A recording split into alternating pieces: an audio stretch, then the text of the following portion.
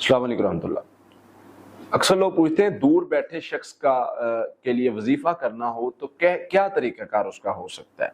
यानी किसी औरत का खामद दूर बैठा है, किसी बहन का भाई दूर बैठा है, किसी दोस्त का दोस्त दूर बैठा है और उसके लिए वो वजीफा करना चाह रहे हैं, पढ़ाई करना चाह रहे हैं, तो उसका क्या तरीक़ाकार है। सबसे पहले तो डिपेंड करता है, सबसे पहले तो ये सवाल है कि किस मकसद के लिए। अगर तो आप किसी को ताबे करने के लिए, किसी को अपने कंट्रोल में करने के लिए और इस तरह के मकासद के लिए करना चाह रहे हैं तो वो फ़ायदा नहीं देगा, ना आपको करने की इजाज़त है। अगर आप उसका शर ख़त्म करने के लिए कर रहे हैं, किसी दुश्मन के शर से बचने के लिए कर रहे हैं, कोई आपका दुश्मन है और आप चाहते हैं कि उसके शर से आप बच जाएं, उसके लिए कर रहे हैं, तो यकीनन वो फ़ायदा आपके लिए फ़ायदेमंद होंगी चीज़ें।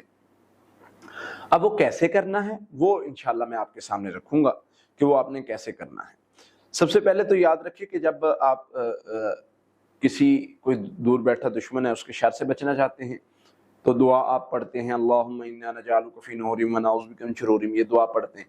अब हम यहाँ पर हम डिफरेंस करते हैं कि देखें, एक बंदा करीब बैठा हुआ है, उस पर पढ़ना ज़्यादा फ़ायदेमंद होता है दूर बैठे पढ़ने शख्स के, यानी जितना फ़ायदा दूर बैठे को होगा उतना उसको यानी उतना उससे ज़्यादा करीब वाले को होगा।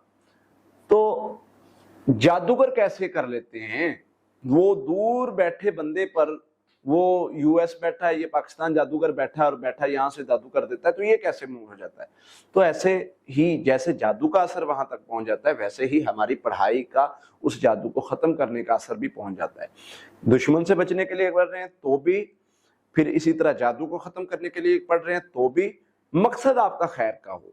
शर्त ये है, मकसद खैर का है, नीयत अच्छी है, तो आप जो भी वो पढ़ेंगे, जो भी अमल करेंगे, इंशाल्लाह वो फ़ायदेमंद भी होगा और उस शर को ख़त्म भी करेगा। हाँ, अगर आप का मतलब खामद बीवी खामद के लिए पढ़ना चाह रही है और वो खुद नहीं पढ़ रहा, तो उसके लिए आप अल्लाह से दुआ भी करें, पढ़ाई भी करें। पढ़ाई कौन सी करनी है वो डिपेंड करता है कि मकसद क्या है। जो मकसद होगा जादू का इलाज ख़त्म करने के लिए, जादू का इलाज करने के लिए, जादू को ख़त्म करने के लिए पढ़ना है, उसमें दो चीज़ें हैं, सूरह फलक नास है, इन्नल्लाह सयुब्तिलु, सूरह यूनुस आयत नंबर 81 का हिस्सा है।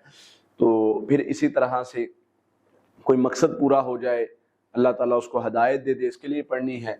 उसके लिए आयत करीमा और इस्तिग़फ़ार है।